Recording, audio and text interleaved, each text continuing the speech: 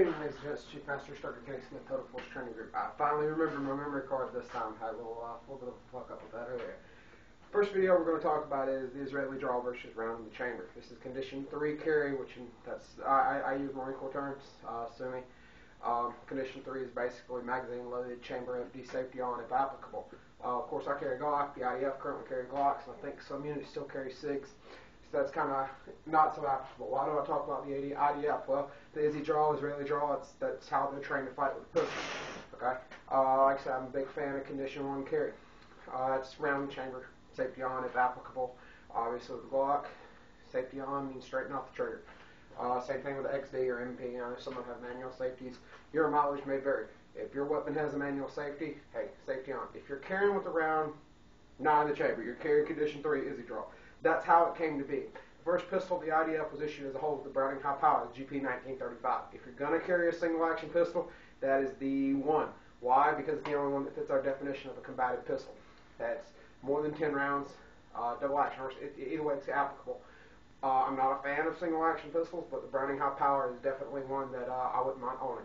I'm actually half tempted to get one for a barbecue gun. But anyway, that's beside the point.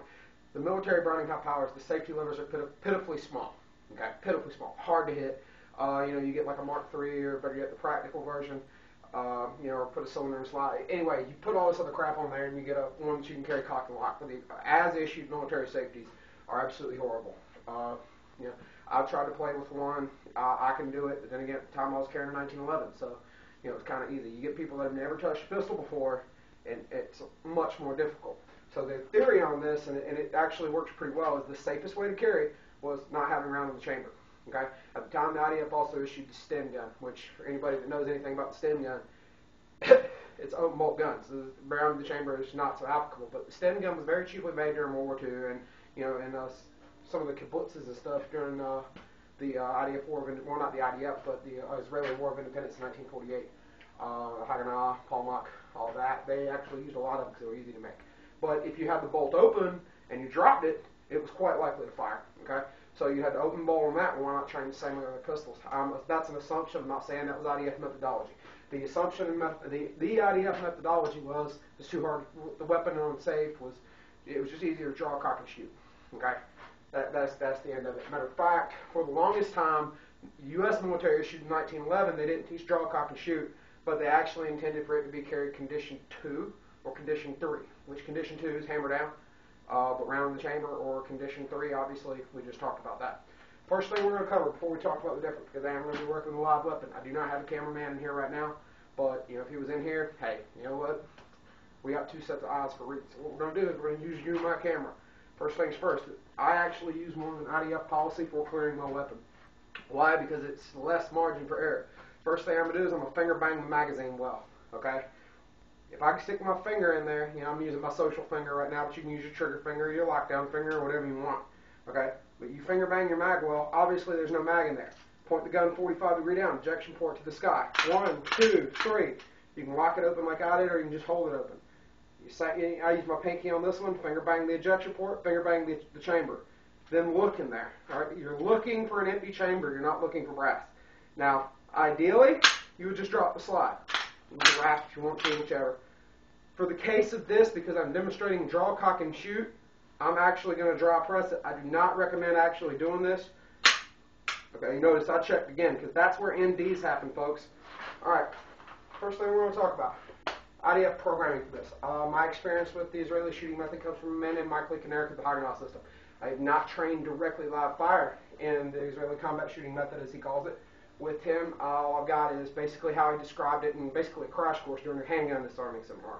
I have both of his DVDs. That's not saying I watched 2 DVDs, so I'm all of a sudden now I understand the Israeli draw. No, I've actually had a lot of handgun experience beforehand, and like I said, he actually walked us all through it as a class, so we have been taught. I do understand the basics and mechanics of it. I'm not going to tell you the methodology because I don't know it. Okay.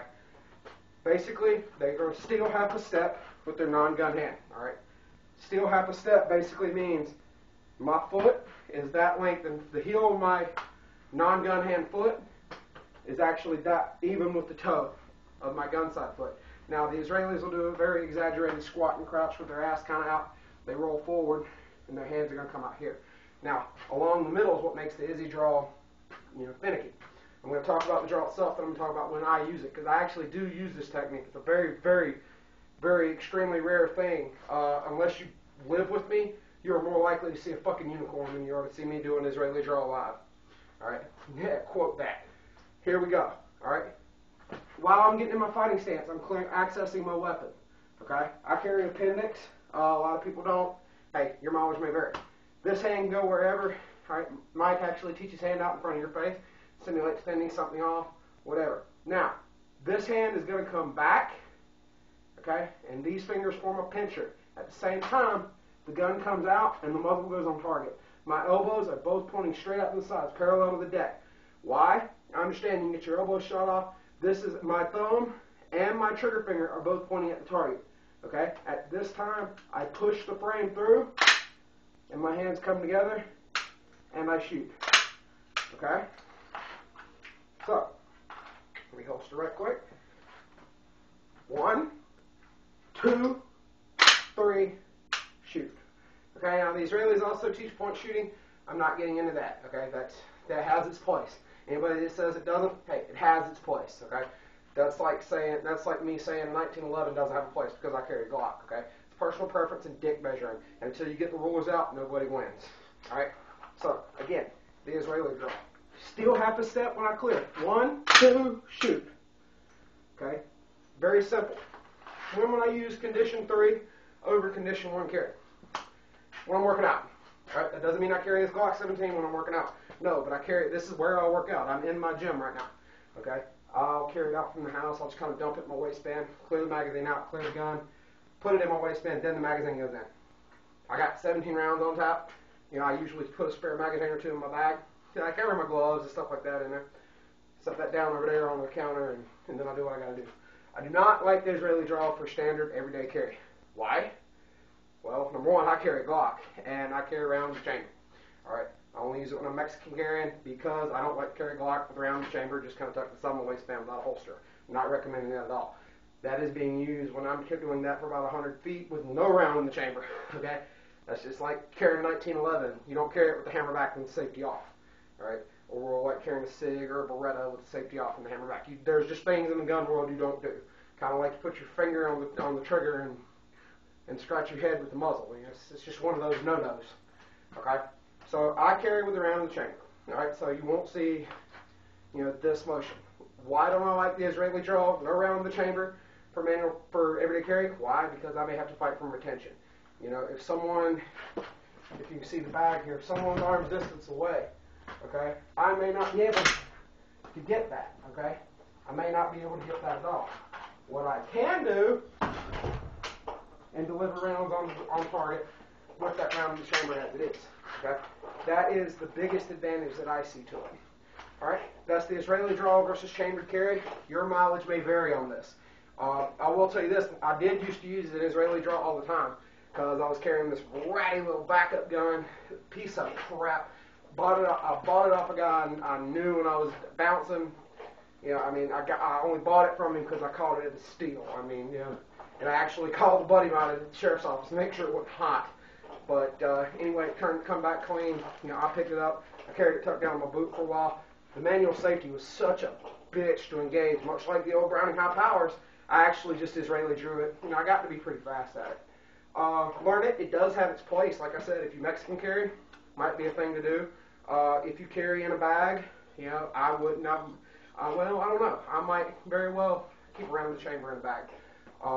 When I go inside and finally go to bed, I clear my gun out, make sure everything's good to go there, drop the slide, trigger still forward, pop a mag in, and set it on my nightstand. That way when I get up, I can rack that round in the chamber. I'm not so much worried about, audio intimidation, stuff like that. If someone really wants to kill you, hearing your fucking slide rack's not going to stop them, just like hearing a shotgun rack isn't going to stop them. If they want to kill you, they're just going to kill you, so you have to kill them first. I do that because when I wake up, I'm kind of like a zombie for about 10 seconds. I'm like dead. My eyes are open, and I'm animated. Lights are on, ain't nobody home, okay? That rack, if you're a shooter, if you've shot a lot of rounds down range, as I have, as a lot of you have, as many people in this world have, when you pop a round in the chamber, you flip a switch inside and you change. You become more alert, you become more aware, because it's habit. When you're on the range and you make ready, you're instantly conscious and aware of what all is going around you, if for no other reason than to make sure you don't hurt yourself or somebody else. In this instance, you're instantly aware to make sure you don't get hurt, because you may just have to hurt somebody. Okay? Hope y'all enjoyed this. Stay frosty. Watch your six. I'm going to put this up later tonight. If you're out on the streets, happy hunting. Stay safe. Everybody, stay in the fight. Chief Master Instructor Smith signing out.